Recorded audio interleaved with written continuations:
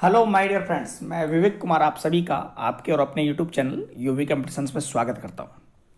मेरे प्यारे साथियों, सीईटी 2022 सीनियर सेकेंडरी लेवल का नोटिफिकेशन आ चुका है। साथियों, मेरे एग्जाम डेट भी घोषित हो चुकी है 18, 19, 25 और 26 फरवरी 2023। साथियों मेरे, मैं विवेक कुमार आप सभी को Rajasthan CET senior secondary level का सिलेबस कंप्लीट करवाने वाला हूं। आपके और अपने यूट्यूब चैनल पर रोजाना सुबह 9 बजे आपको वीडियो मिलेगा। साथियों, राजस्थान की कला एवं संस्कृति से हम शुरुआत ना करके हम शुरू करेंगे राजस्थान के इतिहास से। और राजस्थान के इतिहास में हमारा पहला टॉपिक है राजस्थान की प्राचीन सभ्यताएं, एंशियंट सिविलाइजेशन ऑफ राजस्थान। साथियों, राजस्थान के इतिहास के बाद हम पढ़ेंगे राजस्थान की कला एवं संस्कृति, राजस्थान का भूगोल, जो सीईटी सीनियर सेकेंडरी लेवल 2022 के सिलेबस में दिया हुआ है। वो टॉपिक, संपूर्ण टॉपिक मैं कवर करूंगा आपको। और साथ ही साथ हम पढ़ेंगे reasoning and mental ability, Hindi, English, जो कि सीनियर सेकेंडरी लेवल का है। तो साथियों मेरे, शुरू करते हैं राजस्थान की प्राचीन सभ्यताएं, एंशियंट सिविलाइजेशन ऑफ राजस्थान। यूँ तो राजस्थान राज्य की बात की जाए तो राजस्थान राज्य क्षेत्रफल की दृष्टि से भारत का सबसे बड़ा राज्य है। इसका क्षेत्रफल 3,42,239 वर्ग किलोमीटर है।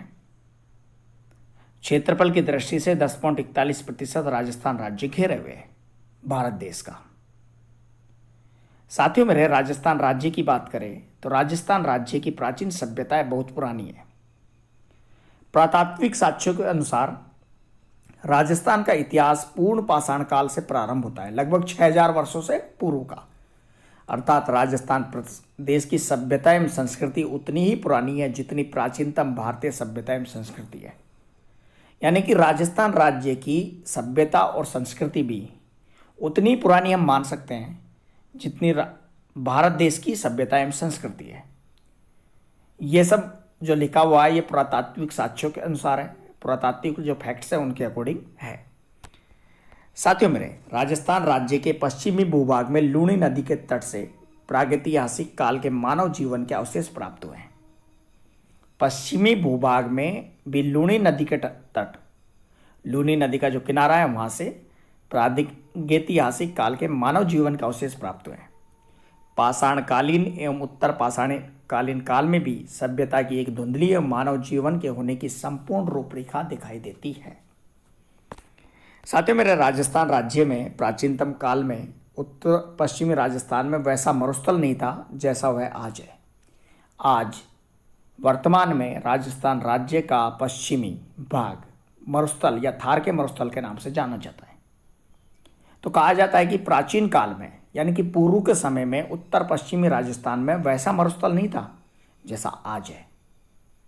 पुरातात्विक साक्ष्य क्या बताते हैं? पुरातात्विक साक्ष्य बताते हैं कि इस क्षेत्र से होकर आहड़, सरस्वती और दृश्यवती जैसी विशाल नदियां बहा करती थी।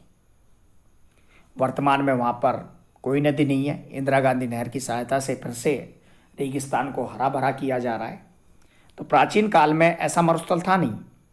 प्राचीन काल में क्या था? वहां पर आहड़, सरस्वती और दृश्यवती जैसी विशाल और बड़ी नदियां बहती थी तथा वर्तमान के रेगिस्तानी क्षेत्र में वहां समुद्र था जिसमें वह गिरती थी।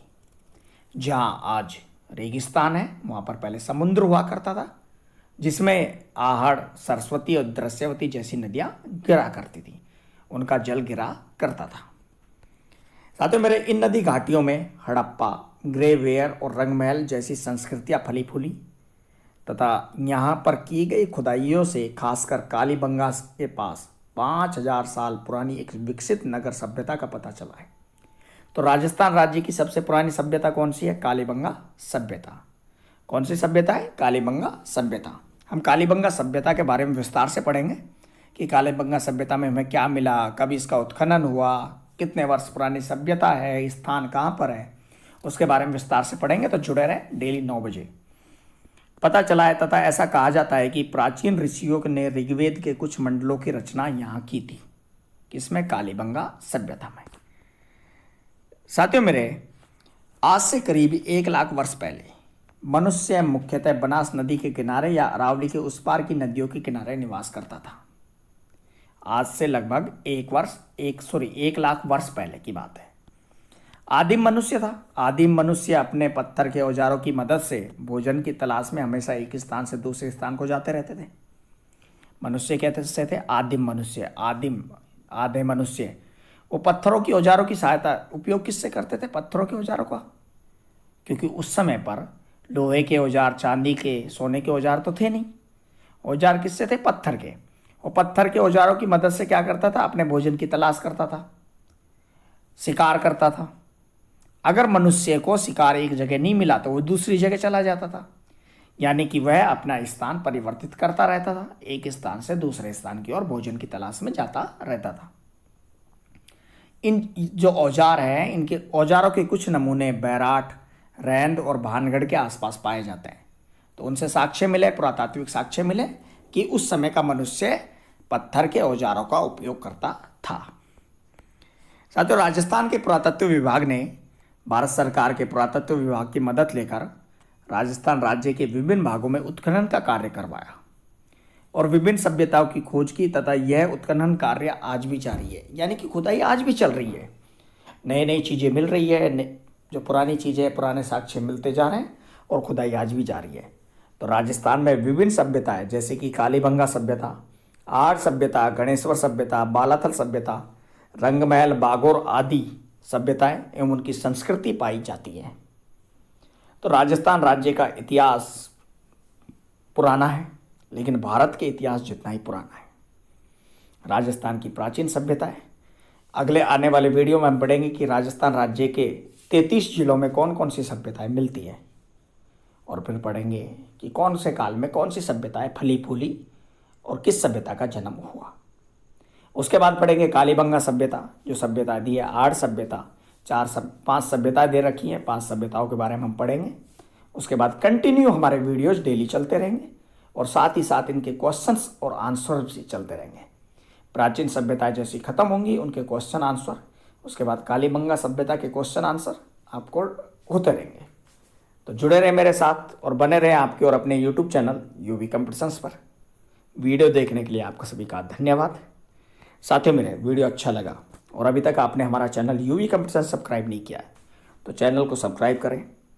साथ ही साथ हमारे साथ इंस्टाग्राम और टेलीग्राम पर भी जुड़े। आपका कमेंट हमारे लिए अत्यंत महत्वपूर्ण है, तो प्लीज़ कमेंट जरूर करें।